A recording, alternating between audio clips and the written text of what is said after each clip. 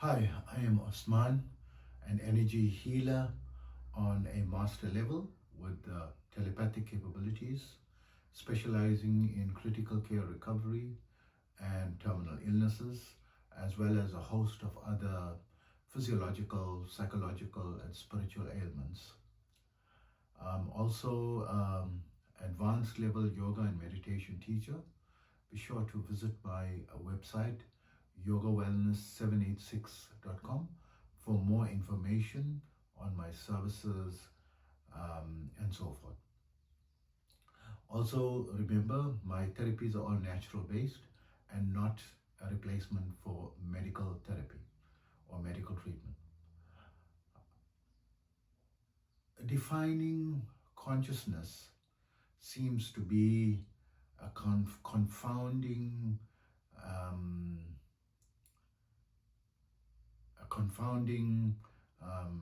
task for the scientific community, but from the yogic perspective, I haven't found any yoga teacher or advanced yoga master or yogi or anyone in this field having difficulty to define or describe consciousness. So, what is actually the problem between the scientific community's difficulty in understanding consciousness compared to the yogic field having no difficulty in defining consciousness? So the scientific community's approach in its investigations is where the problem lies, because it is restricted only to that which it can observe within the physical dimension, or the current dimension, the three-dimensional field. It does not include other dimensions like the thought dimension, because it has not found a way how to calculate or how to investigate or manipulate the dimension of thought, and this is where the problem lies. However, yoga sciences has got a wider view on all things that exist and includes in its explanations um, dimensions beyond the current three dimensions, and multiple dimensions are described, varying degrees according to the levels of consciousness. And in addition to the current level of consciousness in which most or majority of humans are in, there are higher entities who practice yogic disciplines and are able to raise the levels of consciousness above the regular level in varying degrees. And they've categorized many degrees of consciousness, and describe mostly in the yogic literature 7 levels which are relevant to this dimension, which humans can strive towards. And the seventh dimension not being the final dimension, but they stop at that dimension, because from that dimension onwards there is no need for further explanations or training or guidance, because from the seventh level upwards there is self-guidance, because the self, the person from that dimension onwards, is able to access all knowledge automatically according to what he requires, what he needs at will, without the need for any external guide or support or theoretical treatise, right? So before going into those levels, which is not required for the purposes of this video, the purpose of this video is to try to bring forth a definition of consciousness for a more we'll say for a broader understanding of the general populace from this dimension, and perhaps um, bring forth and a suggestion to the scientific community in expanding its horizons, in trying to define this confounding field which they seem to be unable to solve. So, as long as they are remaining in this three-dimensional box, it's going to be impossible for them to find that which transcends this three-dimensional box, right? Because how can you try to fit an ocean into a teaspoon? So you want to measure the ocean with a teaspoon. And we say you cannot use a teaspoon to measure the ocean. You have to use a broader perspective, a different apparatus, perhaps a satellite device, or more advanced, or a better calculating device to be able to calculate the expanse of the ocean. So using a teaspoon is simply not going to work, right?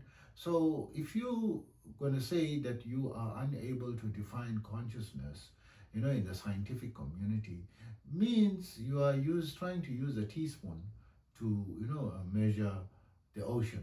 So the scientific perspective needs to broaden its horizons in terms of its understanding, and to take account that there is such thing as an ocean, and everything is not within what the eye can see, because the scientific field wants to measure only in accordance with the limited faculties of the human construct within the mundane level of evolution.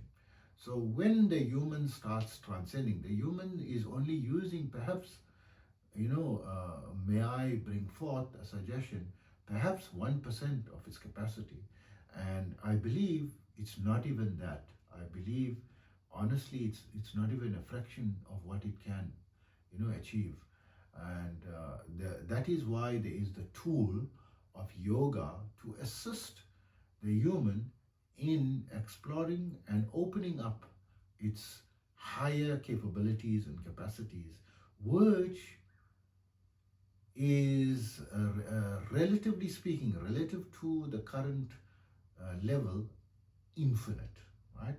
So its capacities are infinite, although it is finite, but the level is so great that relative to what we are experiencing now, it's going to seem as though it is infinite. So infinite would be a better description of the capability of the human, capacities compared to the current level. So if you want to, confine all your calculations and capacities within this level, it's not going to work. So what is the suggestion, right? The suggestion is, in order to be qualified in the scientific community, the current levels of qualification criteria is insufficient. So the training criteria needs to be upgraded. So yes, we keep the current levels of training. We don't get rid of what we have, but we need to expand on it and add an additional subject, which is a very vast subject, the subject of yogic sciences. The reason to bring about the yogic sciences is not to go too much into the theory, but more into the practice, so that the aspirant or the student also, in addition to increasing his knowledge on the current discoveries of science and the current levels of knowledge, but also increases his capabilities and capacities as a human. Because as a scientist, you can't be restricted to the mundane level if you want to explore the regions beyond, right? Or the dimensions beyond. How can you without the tools, be able to, explore that which is beyond the mundane level? You need to upgrade your consciousness level. So is this something which is a difficult task? In these days, no. It's no longer difficult because of the internet and because of collaboration among so many masters and experts, it is now much easier to find a shorter and quicker routes towards expanding one's levels of advancement in terms of advancing the awareness and developing the potentiality of the human to much higher levels. And the PhD professor usually requires around 13 to 20 years in order to, qualify or be, we'll say, firmly rooted in the foundations of as an expert or competent or competency in his level of mastery of the PhD. So that period is sufficient, 13 to 20 years is sufficient for the same person from year one to start adding a yogic practice under a guided advanced level yoga master or yoga teacher, and set about some protocols that can help in progressing and advancing his levels of consciousness. And that way, when he is graduating as a competent professor of his field, is also graduating from his competency in terms of his awakening his higher levels of consciousness, right? So if those levels are awakened and he has access to them, then he would be able to have the necessary tools, because his awareness will be awake, his mind will be able to absorb and be capable of working at the speeds that is required to be able to conceptualize and investigate the regions which are of higher dimensions and frequencies, right? And of necessity, it requires his intuition or his third eye, energy center to be developed, as well as his higher consciousness from the seventh energy level, or the Sahasrara chakra, needs to also be developed. Because when the Sahasrara is developed and he's able to sustain in Samadhi, especially in Nirvikalpi Samadhi, where he loses his identity of self and become merged into the identity of all that exists, his understanding of all that exists suddenly becomes apparent. And then he'll be able to find ways in order to note and jot down an explanation of things which are confounding him. Because consciousness is that aspect of awareness which transcends all frequencies and all dimensions, and perhaps transcending even the highest dimension, because the seventh highest energy center described as the Sahasrara chakra is only the first of the spiritual dimension or the soul dimension, because you get the physical dimension, you get the ethereal dimension, or your astral body dimension, and then you get the spiritual or soul body dimension, which transcends the astral dimension. And that dimension, the spiritual dimension, is said to have a total of 100 levels, the Sahasrara being one, level 1 amongst 100, and 99 levels above that. And above that 99, or above the total of 100 levels, is that which cannot be described, right? So coming back to consciousness and the description, consciousness basically is awareness, but where it is incrementally developed into multiple dimensional hierarchy, and going higher and higher levels of frequency, which is beyond the scope of current scientific instruments, and even the first spiritual level, or the first level, energy level above the mundane level, which is the considered as the quantum level. You know, there isn't an apparatus to calculate it, because it transcends particle or wave. It's neither particle nor wave. It cannot be dissected or viewed under the microscope. The very first micro level above the mundane level. And coming up to the 7th level is going into the spiritual level, which is beyond the conception. So consciousness goes beyond the 7th level as well.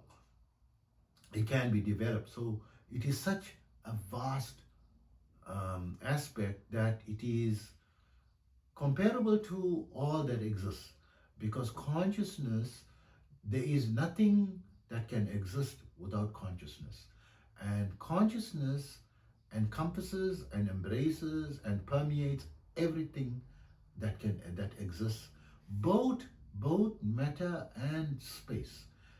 Everything that can be viewed, and that which is beyond that which can be viewed, and that which is beyond that can be viewed is over 99%. That which can be viewed is less than 1%, perhaps a fraction, a minuscule micro fraction of a percentage of what can be viewed. So let's end this video by saying that consciousness is basically awareness, and as you develop your capability as a human, advancing yourself using the tool of yoga to transcend this mundane level and awaken your higher levels, like peeling an onion layer by layer, you're opening it to higher and higher. Instead of going inwards, you're going outwards in the opposite direction of what the onion is going, right? So you are peeling off, lower levels to open up higher and higher and higher levels, right? And each level that awakens, your consciousness expands, or your awareness expands to that, and consciousness pervade all levels, right? It's just your awareness is not expanded to the total ambit of what consciousness embraces. You're currently only aware of a micro percentage, of what consciousness is. So hope that helps you, and take care of yourself always.